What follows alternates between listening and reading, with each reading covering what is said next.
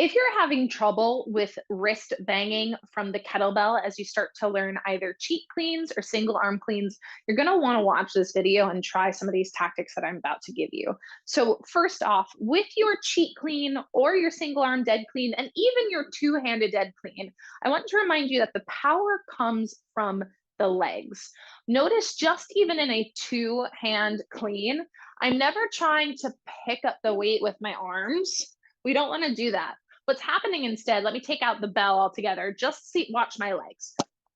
See how fast I stood up? That creates all the power to get that bell off the floor and up into that front rack position. It's all legs, and just my upper body simply guides it into that position.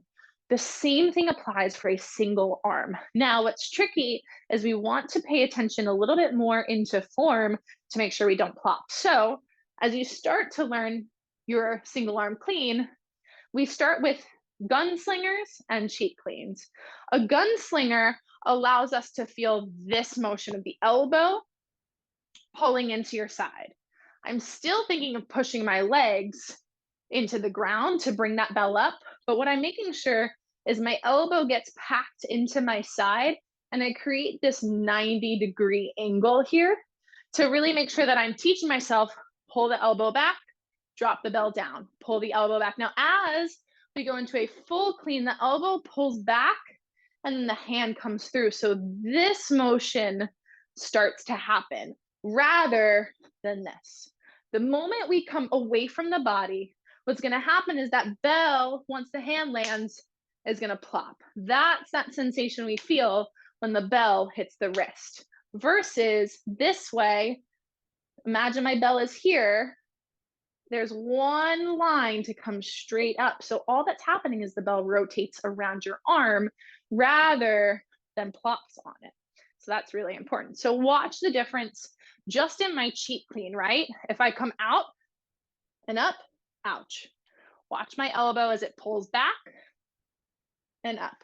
Notice how my kettlebell itself is making a straight line up and down. Another thing that's really important is we're thinking of going straight up the center of our body, straight down the center. If you're thinking of coming out and in, out and down, you're going to feel that same plop, but you're going to be experiencing it laterally instead of front, right? So what that looks like, if you're doing that, let me think about this. There we go. That's the right hand positioning. No, yes. What happens there, boom, still doing that plop versus straight up, straight down, straight up. Now, another thing too, as you're mastering that, is go to a light bell. Go to a bell you feel you can control. Don't try and go to your medium or heavy bell. Master the technique, then we'll start to train it to get stronger. That's really important. Last aspect of any single arm clean is your grip. If your grip is too tight, what'll end up happening is the bell has a hard time rotating around the hand, and then we'll have this moment where it hangs in the air before it plops because you're holding it too tight.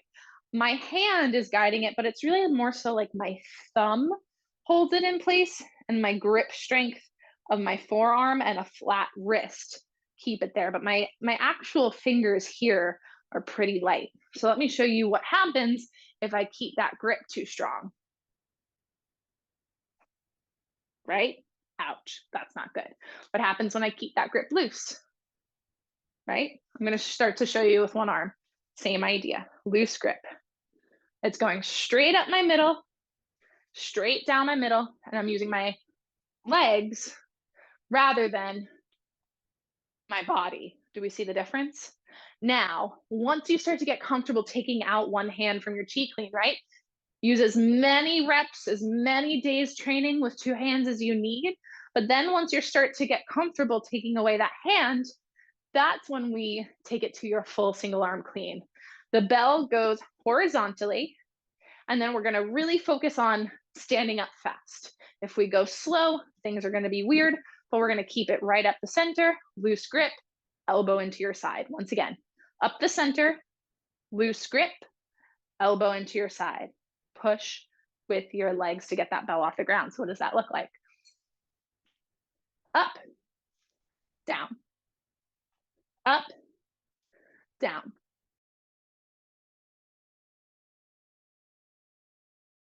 down. I'll show you from the side as well.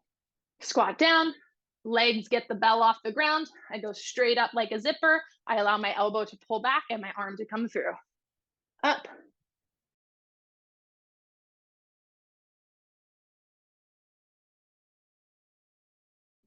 it's that simple.